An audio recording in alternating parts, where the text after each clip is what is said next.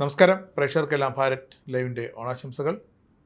പ്രവാസികളെയും കേരളത്തെയും തമ്മിൽ ബന്ധിപ്പിക്കുന്ന ഒരു കണ്ണി തന്നെയാണ് പ്രവാസികളുടെ കേരളത്തിൻ്റെ പ്രിയങ്കരനായ MI യൂസഫ് അലി. അദ്ദേഹം ലോകമെമ്പാടുമുള്ള മലയാളികൾക്ക് ഓണം ആശംസിച്ചിരിക്കുകയാണ്. ലുലു ഗ്രൂപ്പ് ചെയർമാൻ കൂടിയായ MI യൂസഫ് അലി പറയുന്നത് ഒരു മതവിഭാഗം മാത്രം ആഘോഷിക്കുന്ന ഉത്സവമല്ല ഓണമെന്നും ലോകമെമ്പാടുമുള്ള മലയാളികൾ ജാതിമത ഭേദമന്യേ ഓണം ആഘോഷിക്കുന്നു എന്നുള്ള സന്ദേശം അദ്ദേഹം പ്രവാസികളായ മലയാളികൾക്കും കേരളത്തിലെ മലയാളികൾക്കും ഒക്കെ നൽകുകയാണ്. കേരളം പ്രതികൂല കാലാവസ്ഥയിലൂടെ കടന്നു പോവുകയാണെന്നും അതിനെ തരണം ചെയ്യണമെന്നും അദ്ദേഹം ഓർമ്മപ്പെടുത്തുന്നു. മഴക്കെടുതിയും പ്രളയക്കെടുതിയും ഈ ഓണനാളുകളിലെ ദുരിതം തന്നെയാണ്. പ്രവാസ ലോകത്തെ സംബന്ധിച്ച് യുദ്ധകാലത്തിൽ കടന്നു പോവുകയാണ് അവിടുത്തെ ജീവിതങ്ങൾ. ഗൾഫിലെ വിശാല ഹൃദയരായ ഭരണാധികാരികൾ അവിടുത്തെ പൗരന്മാരെ ചേർത്ത് പിടിക്കുന്നത് പോലെ ഈ ഒരു യുദ്ധസമാനമായ അന്തരീക്ഷത്തിൽ ഇന്ത്യൻ പൗരന്മാരെയും മലയാളികളുമൊക്കെ ചേർത്ത് പിടിക്കുകയാണ്. മലയാളികൾ ഒത്തുചേരുന്ന എല്ലാ കൂട്ടായ്മകളും അങ്ങനെ ഓണം ആഘോഷിക്കുന്നത് സന്തോഷം പകരുന്ന ഒന്നാണെന്നും യൂസഫ് അലി പറയുന്നു. ആർട്ടിഫിഷ്യൽ ഇൻ്റലിജൻസിൻ്റെ കാലത്ത് പഴമയും പുതുമയും ഒരുമിപ്പിച്ച് ഓണം ആഘോഷിക്കണമെന്നാണ് അദ്ദേഹം തൻ്റെ ഓണ സന്ദേശത്തിൽ അവസാനമായി എടുത്തു പറയുന്നത്. നമസ്കാരം. ഓണാശംസകൾ. സ്നേഹത്തിൻ്റെയും സൗഹാർദ്ദത്തിൻ്റെയും സമത്വത്തിൻ്റെയും,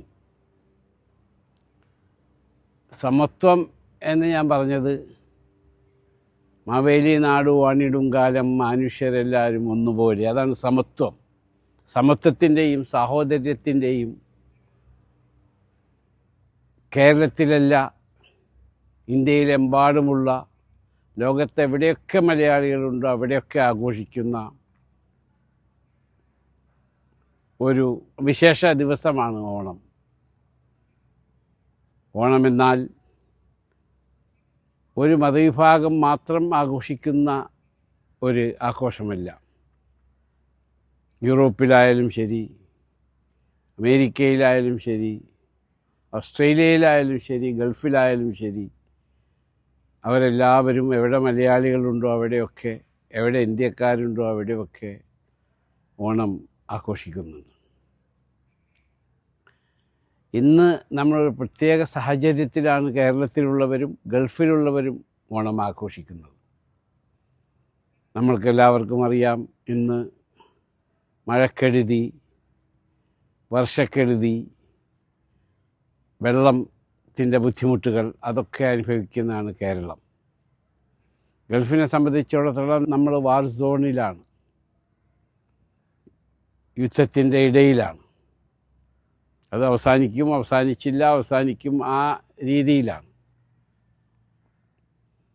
പക്ഷേ ഗൾഫിലെ വിശാല ഹൃദയരായ കരുണവാന്മാരായ ഭരണാധികാരികൾ അവിടെ അവരുടെ നാഷണൽസ്, അറബ് നാഷണൽസിനോടൊപ്പം തന്നെ നമ്മളെയൊക്കെ ചേർത്ത് പിടിക്കുകയാണ്.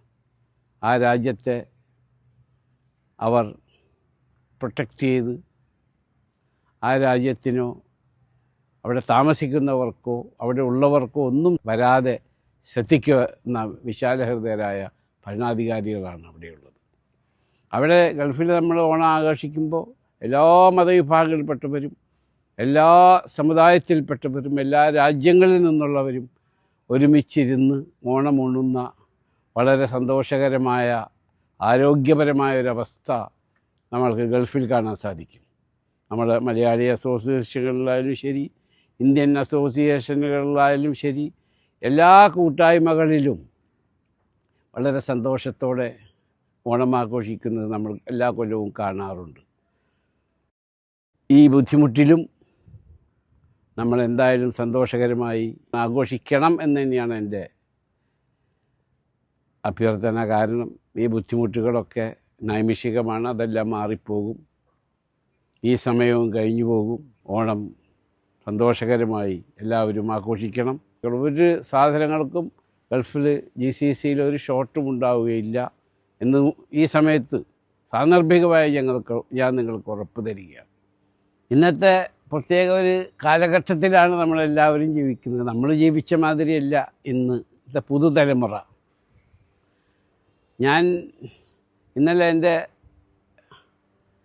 ഇവിടുത്തെ ലുലു ഡയറക്ടർമാരൊക്കെ വന്ന് സംസാരിച്ചപ്പോൾ ഞാൻ പറഞ്ഞു, നമ്മളുടെ ഷോപ്പിംഗ് മാളുകളിലൊക്കെ ഓണം ആഘോഷിക്കുന്നത് പുതിയ തലമുറയുടെയും പഴയ തലമുറയും സംയോജിപ്പിച്ചായിരിക്കണം. കാരണം പഴയ കാര്യങ്ങൾ പുതിയ തലമുറക്ക് പറഞ്ഞു കൊടുക്കേണ്ട ഉത്തരവാദിത്വവും ബാധ്യതയും പോയിപ്പോകുന്ന തലമുറയുടെ പ്രതിനിധികളായ നമ്മൾക്കാണ്. ആയതുകൊണ്ട് പഴയതും പുതിയതും ഒരുമിച്ച് നിങ്ങൾ ഓണാഘോഷത്തിൽ ഉൾപ്പെടുത്തണമെന്ന് ഞാൻ പറയുകയുണ്ടായി.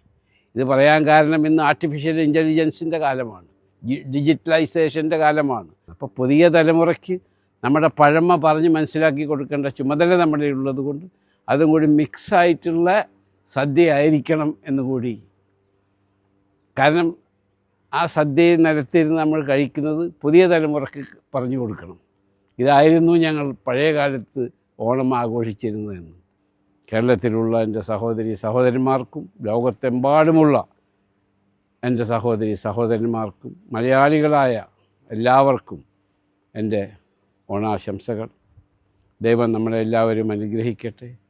എല്ലാ ബുദ്ധിമുട്ടുകളിൽ നിന്നും, വിഷമങ്ങളിൽ നിന്നും, അപകടങ്ങളിൽ നിന്നും, മറ്റുള്ള എല്ലാ സാമ്പത്തിക ഞെരുക്കങ്ങളിൽ നിന്നും ദൈവം നമ്മളെയും നമ്മുടെ കുടുംബങ്ങളെയും അനുഗ്രഹിക്കട്ടെ എന്നുകൂടി പ്രാർത്ഥിച്ചുകൊണ്ട് നിങ്ങൾക്കെല്ലാവർക്കും ഒരിക്കൽ കൂടി ഓണാശംസകൾ.